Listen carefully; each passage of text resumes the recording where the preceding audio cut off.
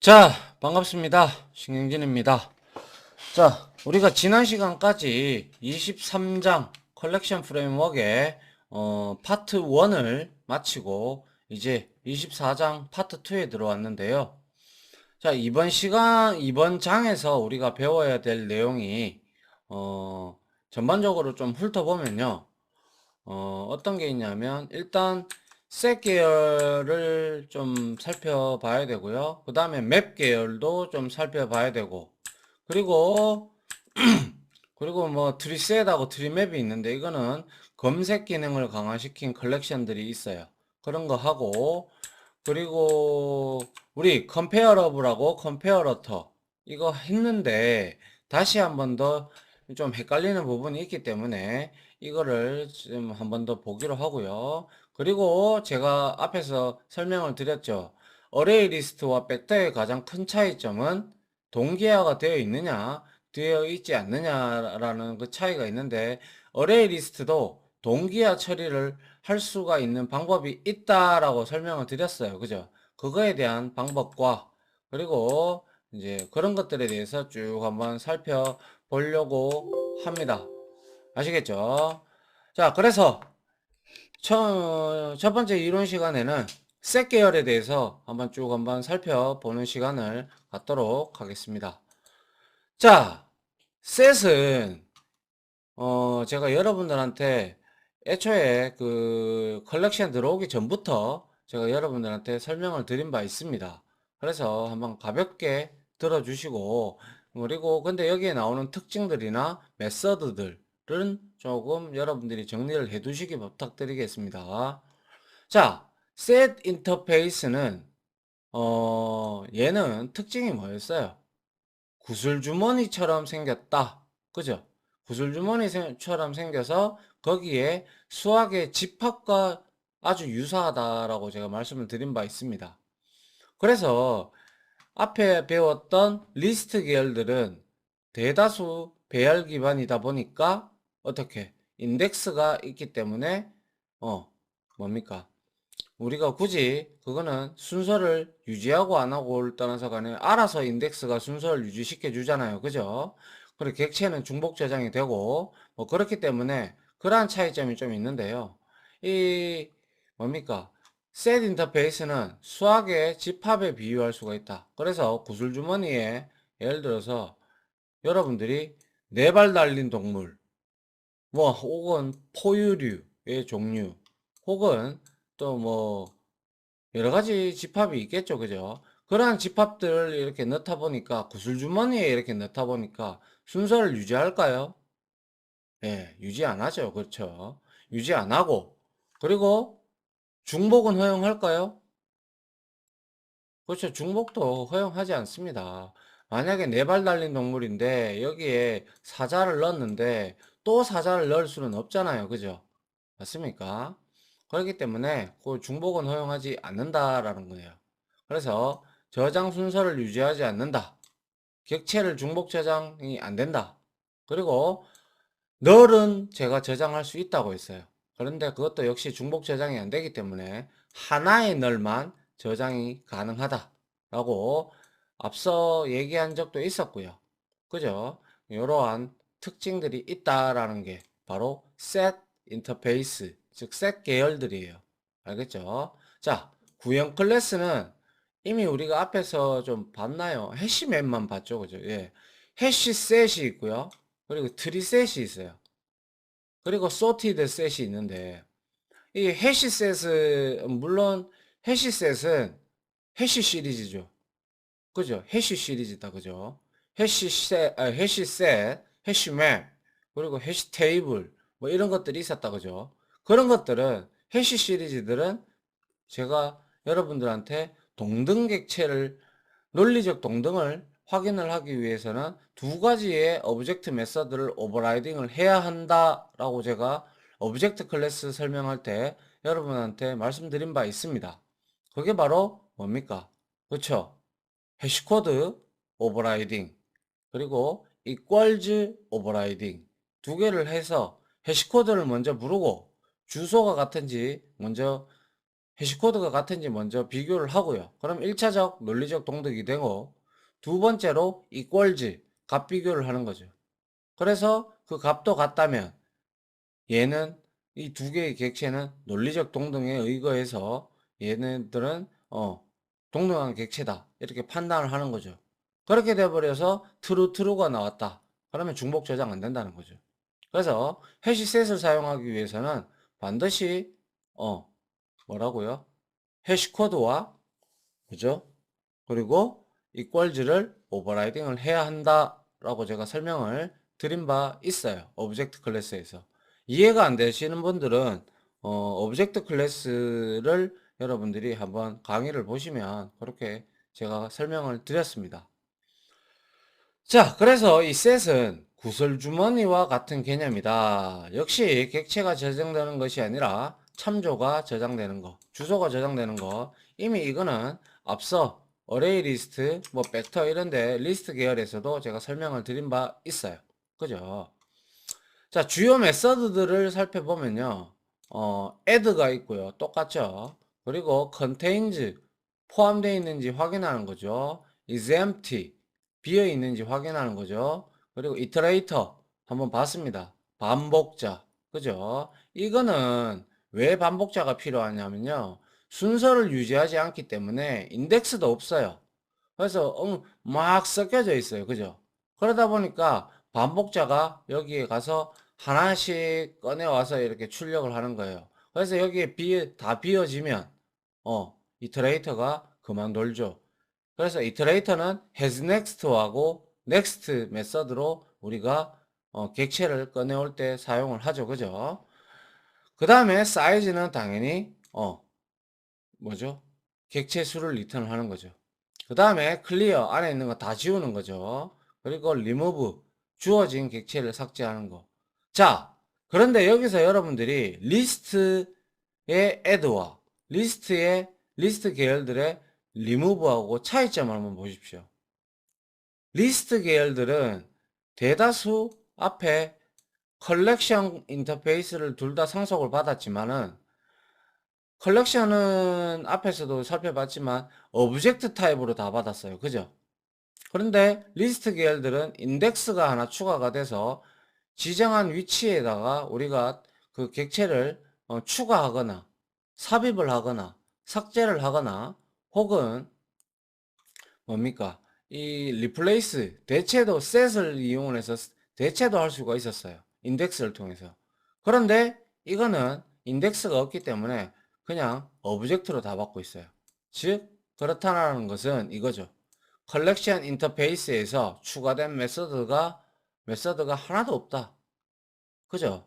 그래서 하여 인덱스를 이용해서 가져오는 방법 자체가 없어요. 얘는 인덱스가 없죠. 그래서 대신 반복자가 있어서 객체 검색이 가능하다. 그래서 반복자를 통해서 하나하나 가지고 와서 이게 그거하고 뭐가 같니? 뭐 이렇게 조건을 줘가지고 같다면 가지고 와라. 뭐 이런 형태로 우리가 하면 되겠죠. 맞습니까? 그게 바로 셋 컬렉션들의 주요 메서드들을 이용해서 우리가 객체들을 접근을 하고 추가를 하고 검색을 하고 삭제를 하는 방법이 되겠습니다. 그래서 얘는 오브젝트 타입으로 들어오기 때문에 뭐죠? 컬렉션 인터페이스를 그냥 그대로 상속을 받았다라고 생각을 하시면 되겠네요. 따로 오버라이딩을 해서 뭐 어쩌고 저쩌고 이렇게 할 일이 없었죠. 그죠?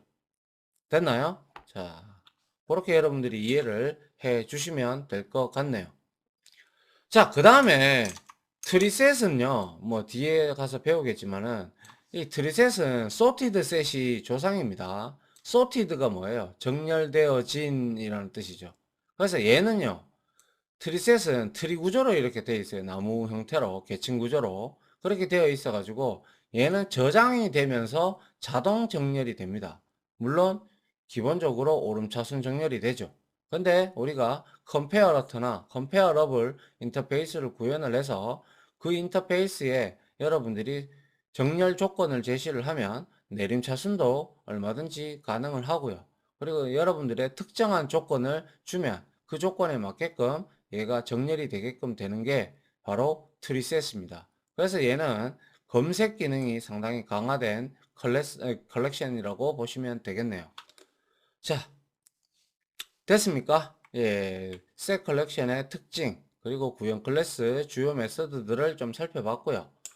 그 다음에 한번 코드를 한번 보시면요. 자, 객체를 추가 및 삭제할 때는 오브젝트 타입으로 들어가니까 모든 걸 다 받을 수가 있다. 물론 set도 제네릭 타입이라 이렇게 스트링이라고 지정을 했기 때문에 타입 변화는 없겠네요. 그죠? 그래서 add해서 홍길동, 이민기 이렇게 추가를 할 수가 있고, 자, remove를 이렇게 할 때 객체 삭제를 합니다. 맞죠? 자, set collection은 인덱스로 객체를 검색해서 가져오는 메서드가 없다라고 이미 말씀드린 바 있고요. 대신에 전체 객체를 대상으로 한 번씩 반복해서 가져오는 반복자, 이터레이터가 있어서 이터레이터를 가지고 우리는 반복해서 객체를 하나하나씩 가져올 수가 있다. 그게 바로 객체 검색이 되겠죠. 그죠? 자, 그래서 이터레이터는 자, set에서 얻을 수가 있는데요. set.iterator를 통해서 얻고요.